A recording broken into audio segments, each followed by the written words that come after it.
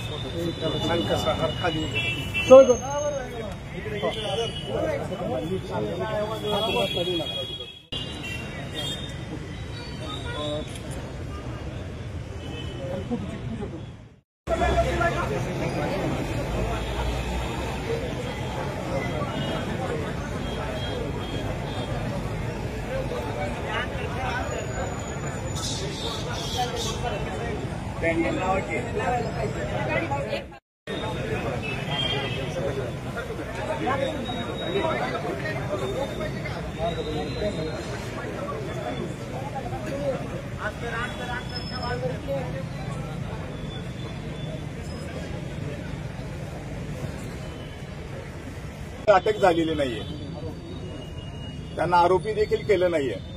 या माध्यमातून तमाम बार्शीमधील सर्व या भूमिपुत्राबद्दल आदरांजली व्यक्त करत असताना उपस्थित सर्व नागरिकांच्या वतीनं आम्ही शासनाचं या गोष्टीकडे लक्ष वेधू इच्छितोय।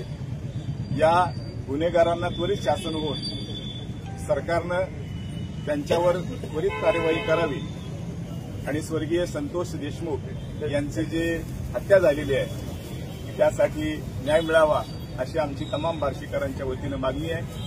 त्यासाठी आम्ही कॅन्डल मार्चच्या माध्यमातून या ठिकाणी निषेध आणि व्यक्त करत आहोत।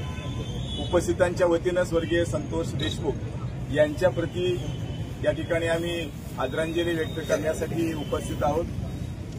मी सर्व उपस्थितांना विनंती करतो या निमित्तानं आपण 2 मिनिटाचं मौन बाळगून स्वर्गीय संतोष देशमुख यांच्या प्रती आपल्या शोक संवेदना या ठिकाणी व्यक्त करायची।